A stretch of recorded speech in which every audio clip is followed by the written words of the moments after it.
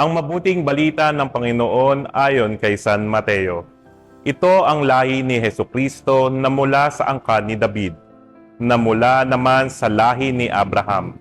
Si Abraham ang ama ni Isaac, si Isaac ang ama ni Jacob, na ama ni Juda at ang kanyang mga kapatid. Naging anak naman ni Juda kay Tamar sina Pares at Sara. Si Pares ang ama ni Esrom at si Esrom ang ama ni Aram. Si Aram ang ama ni Aminadab.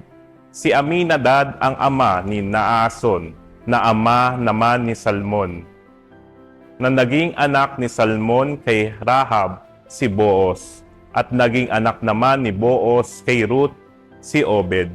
Si Obed ang ama ni Jese, na ama ni Haring David.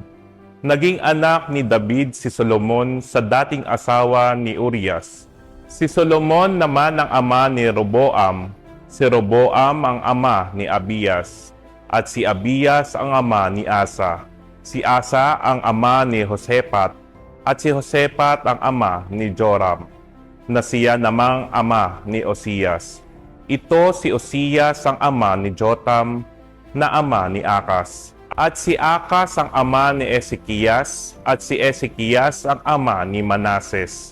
At si Manases ang ama ni Amos, na ama naman ni Josias. Si Josias ang ama ni Jeconias at ang kanyang mga kapatid. Panahon noong pagkakatapon ng mga Israelita sa Babylonia. Matapos ang pagkakatapon sa Babylonia, naging anak ni Jeconias si Salatiel, na ama ni Zorobabel. Si Zorobabel ang ama ni Abiud, na ama ni Eliakim. At si Eliakim ang ama ni Asor. Si Asor ang ama ni Sadok, na ang ama ni Akim. Ito si Akim ang ama ni Eliud. Si Eliud ang ama ni Elisar. Si Elisar ang ama ni Matan, na ama ni Jacob. At si Jacob ang ama ni Jose, na asawa ni Maria. Si Maria naman ang ina ni Jesus, na tinatawag na Kristo. Ganito ang pagkapanganak kay Hesukristo. Si Maria na kanyang ina at si Jose ay nakatakda ng pakasal. Ngunit bago sila nakasal, si Maria ay natagpuang nagdadalang tao. Ito'y sa pamamagitan ng Espiritu Santo. Isang taong matuwid itong si Jose na kanyang magiging asawa. Ngunit ayaw niyang mapahiya si Maria, kaya pinasiya niyang hiwalayan ito ng lihim.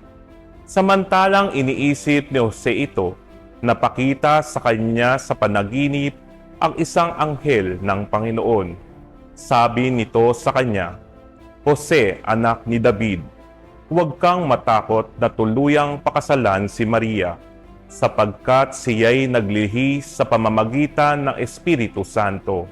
Manganganak siya ng isang lalaki, at ito'y pangangalanan mong Jesus, sapagkat siya ang magliligtas sa kanyang bayan sa kanilang mga kasalanan." Nangyari ang lahat ng ito upang matupad ang sinasabi ng Panginoon sa pamamagitan ng propeta. Maglilihi ang isang dalaga at manganganak ng isang lalaki at tatawagin itong Emmanuel. Ang kahulugay kasama natin ang Diyos. Ang mabuting balita ng Panginoon. Ang pangalang Emmanuel ay may napakalalim na kahulugan. Kasama natin ang Diyos. Ibig sabihin, ang Diyos ay hindi malayo. Hindi siya nanonood lamang mula sa langit. Nakikibahagi siya sa ating buhay, sa ating kasaysayan, sa ating hirap at tuwa. Manalangin po tayo. Panginoon, salamat sa iyong pagiging tapat sa amin mula pa sa simula. Tulad ng maraming salinlahi, marami din kaming suliranin sa buhay na binibigyan mo po ninyo ng lunas.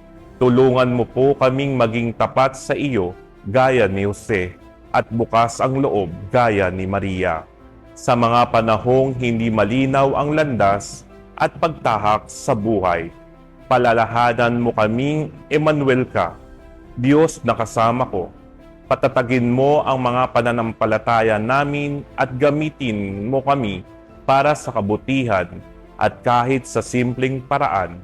Sa iyo kami inilalagak ang aming araw, buhay ang aming pamilya at ang aming kinabukasan. Amen.